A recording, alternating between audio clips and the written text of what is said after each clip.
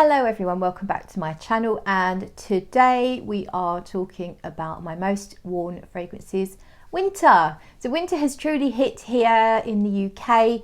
Lots of snow everywhere, icy cold conditions, freezing when you're outside, sometimes quite blistering icy cold winds as well. So it is truly here. It's truly hitting. And I finally found myself reaching for a more traditionally wintry type fragrances. And I seem to be really not going to a whole variety of different things. I've actually only got 5 fragrances here. Usually I do like to wear quite a variety of things. I might have sort of 10, 15, 20 things in my rotation that I sort of rotate between, but for some reason I'm just mostly wearing these 5 fragrances. In fact, one of them I've only worn a couple of times, and the rest I am wearing all the time. In particular, if I do actually go out, I really love to wear these fragrances outside because they are kind of warming, cozy and rich, and they cut through that cold air so you can smell them even when you're outside in very, very cold conditions. So let's get on with it. And the first one is my guilty pleasure, and it's La Belle from Gaultier. This is, I mean, I've said enough about this fragrance, I believe, and so have so many other people, but for those of you who have never watched any perfume videos on YouTube before, maybe you haven't heard about this. It's a rich vanilla fragrance. Officially, the notes are pear, bergamot and vanilla. You may find it listed as having vetiver in it as well in some places. For me, I get a sugary pear, very, very sugary pear note, kind of like a cooked pear, not a pear boiled sweet pear, but a real pear cooked, maybe almost stewed or baked. There's a little tiny hint of spice in there and lots of sugar. Very sugary when you first wear it, and then it dries down to a woody vanilla, but I think there's a hint of orange blossom in here. Now, if you know the original Classique and a lot of the Jean Paul Gaultier Classique flankers, most of them are built around orange blossom, and I don't think that this is an exception. It's not a very big note, but I think there's a little bit of orange blossom in here. But it's got this gorgeous woody vanilla dry down. It's a very addictive scent, a very rich and sweet fragrance that's comforting, warming, quite a sensual scent. I think it definitely is a crowd pleasing scent. It's nothing weird, or there's no weird notes in here, nothing to have to think about. It's a very easy fragrance.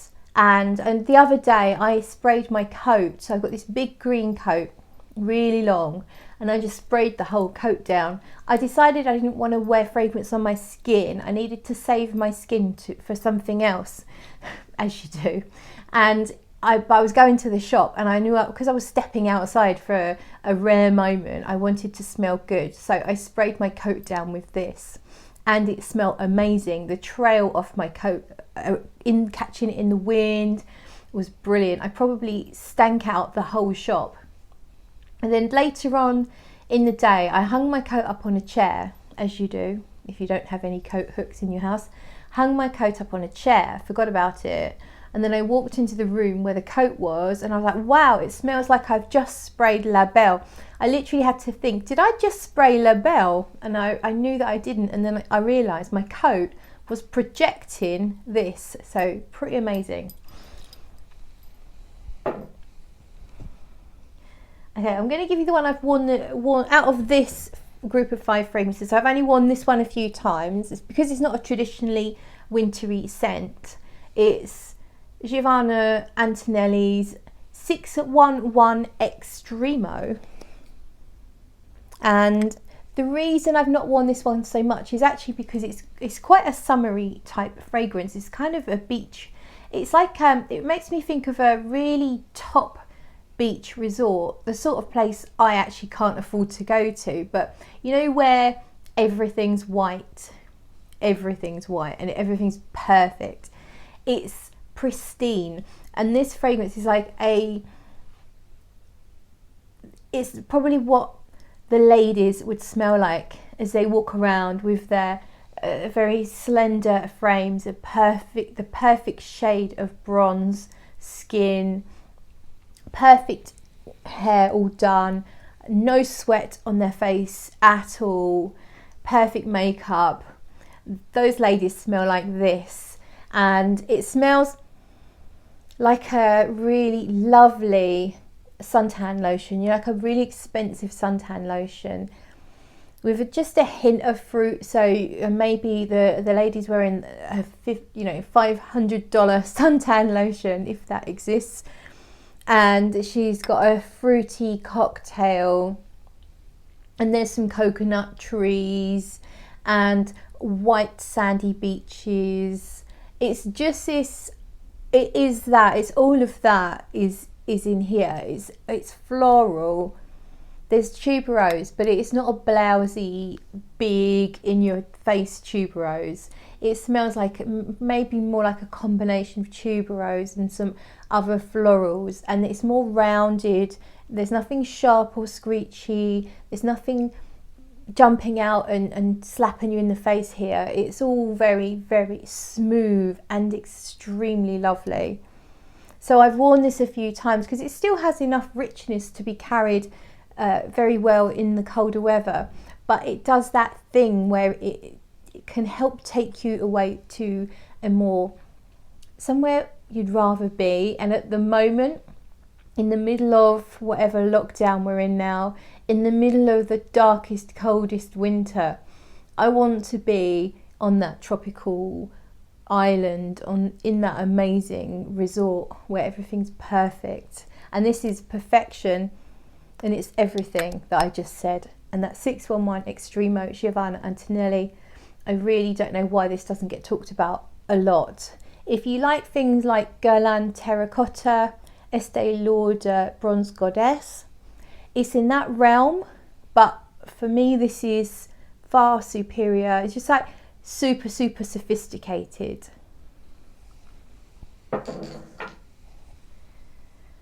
Another fragrance I've been really wearing a lot. So again, mostly the only sort of times I go out is to walk to the shop or for a walk with my boyfriend. And that's kind of it. That's literally it. And it's been like that for a long time. So I know you can all relate. It's the same for pretty much all of us. But every opportunity to go out, I really want to wear Tyger because it's so rich and addictive in the same way that La Belle is. But Tyger is a different kind of fragrance. It's got a lot more notes officially, and I'd say it's probably made of a lot more materials. I'm pretty certain there'll be a lot more naturals in here. La Belle wouldn't surprise me if it's all synthetic, or maybe just the bergamot is natural. Who knows? I'm not going to pretend I know, but I feel like that's what I pick up on. Tyger is honeyed white florals. Imagine them dripping nectar. Imagine the liquid is golden, just the colour of this juice, and it's literally dripping off the stamen of these beautiful white flowers. And if you just took a bit of the liquid and tasted it, it would just taste like a honeyed syrup with a hint of floral. That's what I get here. I get a beautiful, rich, vanillic, ambery base. It's not as complex as the rest of the line from Francesca Bianchi, and I don't find any challenging notes in here myself. I have read some people say that they do find it a little funky. Maybe there's a touch of indoles, which is that thing that comes from white florals that can sometimes be described as slightly fecal. I think when I first tried it, I picked up on something a little bit funky. Maybe my nose has just got used to it because I don't get that anymore. There is heliotrope in here, which brings that slightly almond floral feel. And it's got this great suede-like texture. And I think there's iris, although it's not listed and I've never checked, but I feel like there's almost like a suede-like iris in here as well, but it's more about the honeyed florals for the most part, and then this gorgeous ambery base. But they're all together. You get it all at once with this fragrance. It's like a tiger leap. As soon as you spray it, the tiger leaps and catches you and gives you everything, you know, teeth, eyes, tongue, claws. You get everything at once with this fragrance, and it's amazing. And I love it in the cold weather because it's rich and sweet and comforting and so addictive. So Tyger. And the next one is Ormonde Jayne Byzance, and you can see the dent I've made in that since January. Some point in January this arrived, and let's clean it up a little bit. Oh my god, I love this so much. So this is, it's a spicy fruity, would you call it an amber? Spicy fruity vanilla. I'd call it an oriental. Officially I don't know quite what you class it as, but I think you class it as an oriental because it's got quite a lot of vanilla. It's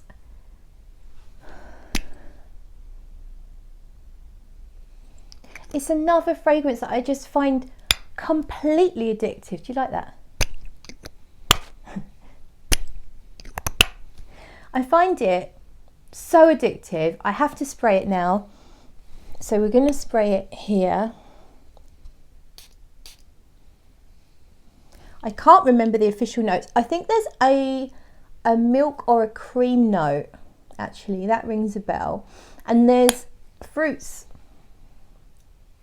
I'm not sure if it's raspberry or strawberry, but pink fruits. And that's what you get. It's like you do get this sweet creaminess, and you do get a little lift from the fruits, but I get a spiciness. I'm not sure if there's any spices officially listed, but it's called Byzance. It's from the Route de la Soie range, which is about the silk route or the silk road. So it's all about this, you know, it's a silk route, so it's about the goods that were traded along that route, all the luxury goods from way back when. And so of course there's going to be spices and silk and all sorts of amazing things, and I really do feel this exotic nature to this fragrance, this warming exotic nature that kind of does evoke that whole idea. And it's a really lovely sweet fragrance. It is a gourmand for sure, but it's still a perfume. It's got a nice pepperiness to it actually, as rather than a specific sort of like cinnamon or nutmeg, or to me it smells peppery. And there is a citrus in there as well. Of course, citrus fruits would have been traded, but it's not all about citrus. It's just adding a little hint of something to it. I bloody well love it. If you have a taste in fragrance anywhere like mine, then this is on your must try list. Actually, along with all of these, these are all absolutely me. These are my real true loves in fragrance. These are everything that I love in fragrance. So we're going to finish on my latest perfume acquisition, and it is Iris Shot. Actually, it's not my latest because I did buy a cheapie, didn't I? I bought D Squared Want. So that's my latest acquisition. It's a really nice vanilla actually. Very impressed by that for a very cheap fragrance. But back to this. Iris Shot Olfactive Studios is from their Sepia line. Bottle has a leather casing which you can take off and reveal a bottle. I think I actually prefer it naked. Do you like it naked? Comment below. Or would you like to put a sleeve on it? Iris Shot is by Dominique Ropion and is inspired by a photograph of irises, believe it or not. Or is it an iris? There's the box. I haven't got the box, so I won't show you the photo. Sorry. I'm going to be doing a review and I will then show you, and I did an unboxing as well. So if you want to watch the unboxing, that will show you all the packaging and the photo that came with it. And I will be doing a review, and that will also show you, I will then show you everything. Iris Shot is a mildly gourmand iris. It's quite full on iris, as you would maybe expect from the name. It's very much a musky, powdery, a full on iris. But I need to check, it smells like there's cardamom. I think there's cardamom. There's a spicy note in here, which I believe to be cardamom, mixes just perfect with the iris, lending it a spark of heat and interest, makes it more interesting. So usually with iris soliflores, I can get a little bit bored with them when I wear them. If it's just like a powdery iris or, you know, musky iris, slightly green iris, I can just find it very boring. So it doesn't really do much. So I need my iris to have something else to it for me to love it. And this just does it perfectly without overshadowing that lovely iris. So it does come off a tiny bit violety, and iris and violet are very, very closely related in terms of how the smell is produced and the chemical makeup, so that makes sense. I don't know if there is actually any extra violet added, or if it's just that the iris smells a bit violety. I don't know, doesn't really matter, just smells so good. Oh, that's Byzance. I've got Iris Shot actually. I'm wearing Iris Shot up here, but I want to spray it fresh for you. So let's go there. No, we'll go there because whatever was there has faded. So here we go. See, the problem with this is when you spray it, the bottle, you're trying to spray it, but the bottle comes away from the... Anyway, right, we've done it. So yeah, I'm not mad about that. I'm not crazy about the bottle, if I'm honest with you. I just find it slightly awkward. Oh, or if it was another colour, I think I'd be happy, but it's just not my colour. The copper's nice. I don't mind the copper. It's just this brown leather. I mean, it would be so much nicer if it was a nice vibrant purple, which would match the photograph. But anyhow, that is neither here nor there. There's an almond note in here, and I think that's probably why I absolutely love it. And it's not like a really sharp marzipan, which some fragrances will have. If they have an almond note, it can be that really there's an ingredient, I think it's called benzaldehyde. I can't remember what it's called, but there is an ingredient, an aroma chemical that's very sharp, sweet marzipan and very volatile, so it doesn't last very long. And I don't think that if that's in here, it's only used to make up part of the note, because I don't really pick up on anything too sharp.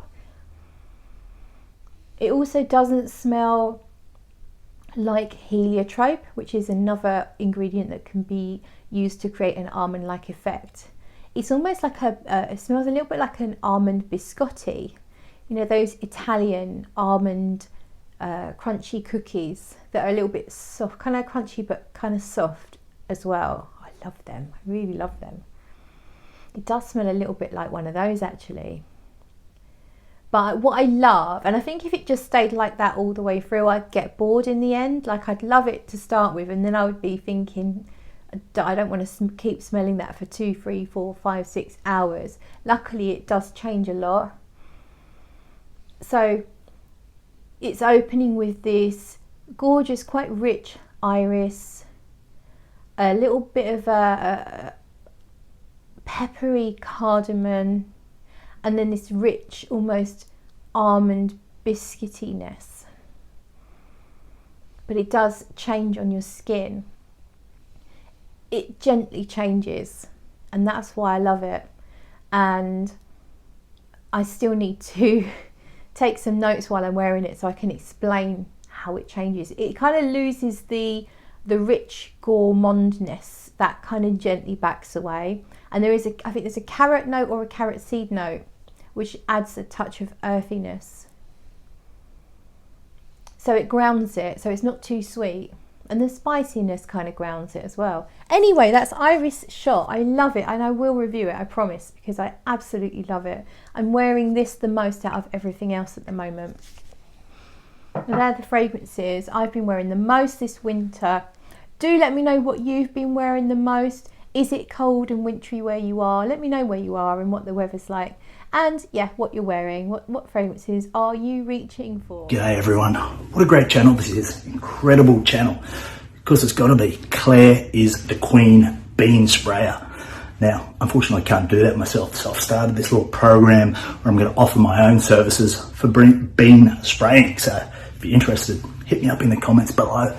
Anyway, Claire, what I love about her channel is those lonely, cold nights when I kick back in bed, just bring up my little phone, jump onto her channel, and I'll watch that video.